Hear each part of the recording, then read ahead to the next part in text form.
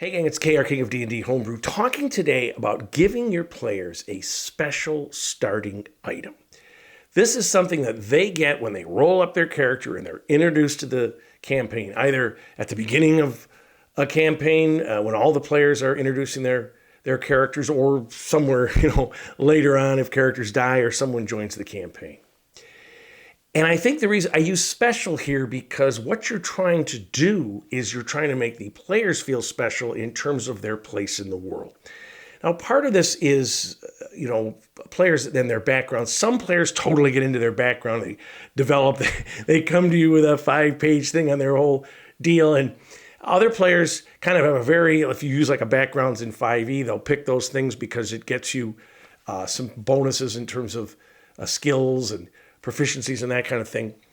But they never really even go back to it. They're not interested. They just want to sort of explore your world and go from there. Others want this background influences their behavior. You have different varying degrees of players getting into this. And the idea here is you're trying to give them something unique in the world and something that will lead to lore of your world, that will give them and the group a leg up, a clue, some kind of advantage, some situation where they have this item that was given to them, and it isn't just flavor. It actually has an impact on the game.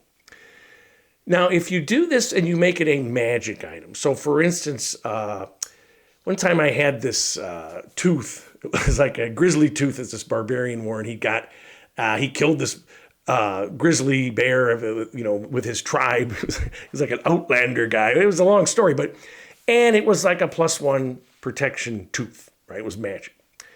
Well, the problem with that is I did this, okay? And I've done this before. I've given out magic items. If you give the barbarian in the group a +1 protection tooth, and the other player gets a medallion that's related to some battle long ago that just seems like flavor, the players might seem like, oh, who cares about that? The other problem with magic items is whatever lore is associated with that grizzly tooth, really it's a +1 protection tooth.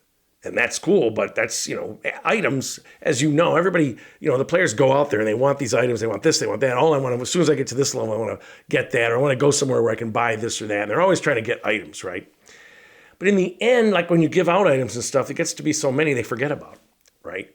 The items don't have that kind of visceral, personal connection to the players. So, for example, the barbarian on her first hunt, she got that grizzly tooth from the leader of her tribe, and she wears it around her neck, and it has no magical capabilities. It's just a reminder of that.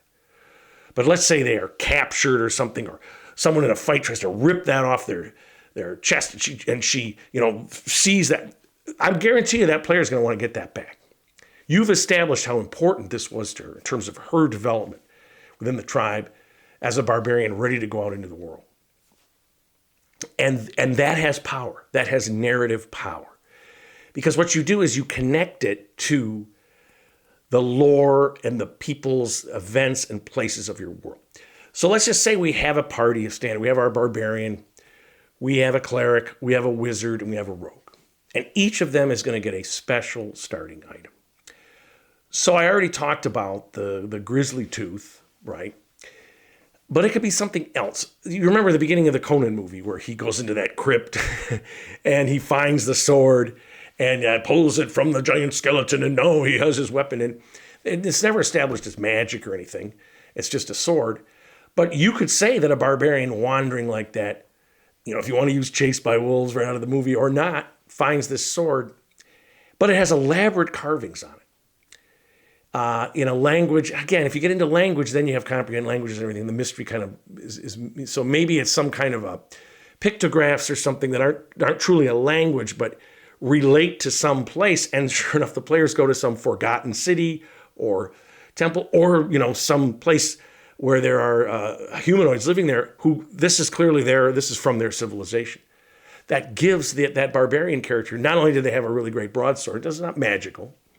Or is it when they go there and they do some tasks, suddenly the magic that was dormant inside comes to life, if you want to go there? Because that's earning that magic item as opposed to, okay, here's your +1 ring of protection, here's your wand of, minor illusions, here's, because that's what happens when you start giving out items to players as special items. You just have to, you're not going to give a +3 sword to a first level character. Here's your special item. Don't you feel special? I'm sure I do. It's kind of ridiculous, but I'll take it. Well, you don't want to do that because then it's just an item. Maybe a memento, a little carving made by the barbarian's mentor. Maybe the barbarian in her wanderings found this injured old man, took him back to his hut. And it turns out he was a shaman of some clerical power or something. She helped him recover his health, and he gave her a little doll, a little carving that he'd made. And it doesn't have magic in it or whatever. It's just something special. Thank you so much. And it's this beautiful carved little figurine that she carries with her now forevermore. Again, like the Grizzly Tooth, there's going to be narrative power in that. But then when their travels, they come across, say, a druid out in the middle of nowhere, and the druid sees the carving. And they're like, is that of blank, this shaman's name? And she says, yes, I know him. He is a great whatever. At one time, and now you're bringing the lore in, at one time he was this, and then he wandered off and was never seen again. You've met him. I mean, suddenly they have a lore that's explained in a way that makes sense. She has this carving. Maybe she wears it around her neck. It's introduced in a way that makes sense, and it gives the players, an in into this group, into this druid, into this people, whatever. But you establish that it's special to the player. They're the only ones in the world. She's the only one that has this carving. So you have a rogue, for example, and, let's say the background urchin. They always seem to pick this, the rogues, but the urchin background, they're in a little gang or whatever, and someone took pity on them and brought them into their confidence. And as part of it, they gave them a little jewel, a little very finely cut jewel, but very small. And they, you looked into the facets of this jewel, and you're sort of mesmerizing. Again, I would say don't make it magic. It's just this finely cut jewel. And this person gives them something, be careful of your greed. Because greed without purpose is a sin, or is something that's going to screw you up, right? Love of money for its own sake. If you're stealing something to help someone or for some cause, that's different. That's purpose. So they have this item. And they're not going to pawn it. Maybe they go somewhere and someone says, oh my God, that's the most beautiful thing. It's a diamond. It has all these mirroring surfaces, and say somebody offers them 1,000 gold for it. Maybe they just go, oh, sure, I'll sell that. But if you've established this as something, keep this close to remind you that greed without purpose is a sin. That rogue will keep that. And then down the road, at some point, they find some temple or some keep with a treasury, something where that you see this facet when you shine this in this place. Maybe it solves a riddle to some treasure vault in a tomb. I mean, I can go on and on. You can all sorts of things, because the light, the way it refracts, you put it on this stand, and suddenly it shoots out things that protect you or something, or becomes magic. I mean, it goes on and on. But it connects to the lore of something. It connects to the lore of the rogue's background, however developed it was. I've had rogues that I was an urchin, and I don't know, and that's it. They're not interested in anything more. I'm creating something. I'm creating this person. And whether they're still there, oftentimes these mentor types, I've talked about having mentors in another video. The mentors can conveniently be gone or have passed away or something. They don't have to have. But when they have passed away, that's something to remember them by. And that makes them special. That makes them unique. And let's say the magic user, they're a scholar, and the temptation there with arcane magic users is to give them like a wand of, some minor illusion kind of thing or whatever that they can use once a day. That's just giving them an item, right? But suppose they have a book, a 5-page book that's the history of some kingdom.